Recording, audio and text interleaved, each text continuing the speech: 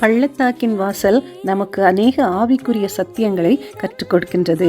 சங்கீதம் 23 தாவீது 1-2-3 வசனங்களிலே அவர் என்னை புல்லுள்ள இடங்களில் மேய்த்து அவர் என் ஆத்துமாவை தேற்றி என்று சொல்லி தேவனை குறித்து ஒரு 3ஆம் மனிதராக வரிசையாக சொல்லிக்கொண்டே வரும்பொழுது இந்த பள்ளத்தாக்கின் வசனம் 23:4 நான் மரண இருளின் பள்ளத்தாக்கிலே நடந்தாலும் பொல்லாப்புக்கு பயப்படேன், தேவரீர் என்னோட கூட இருக்கிறீர், உமது கோலும் உமது தடியும் என்னை தேற்றும்.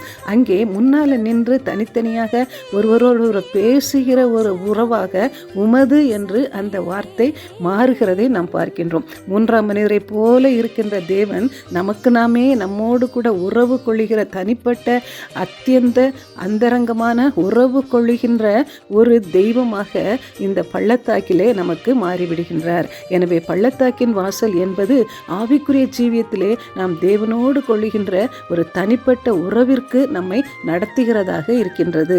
இப்படியாக போராட்டங்கள் வேதனைகள் சூழ்ந்து நிற்கிற சூழ்நிலையிலே நாம் தேவனை இன்னும் ஆழமாக அறிந்து கொள்கிறோம், அவருடைய மகத்துவங்களை புரிந்து கொள்கின்றோம்.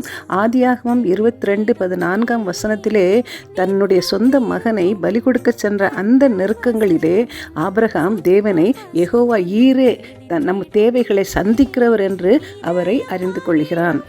தண்ணீர் கிடைக்காமல் கசப்பான தண்ணீர் கிடைத்த அந்த பள்ளத்தாக்கிலே மோசே தேவன் பரிகாரியாகிய கர்த்தர் என்று அறிந்து கொள்கிறதை நாம் யாத்திராகமம் 15வது அதிகாரம் 26வது வசனத்திலே பார்க்கின்றோம். அமலேக்கியரோடு கூடிய அந்த யுத்த களத்திலே மோசே தேவனை யெகோவா நிஷி என்று பெயரிடுவதை நாம் யாத்திராகமம் 17ஆம் அதிகாரம் 15வது வசனத்திலே பார்க்கின்றோம்.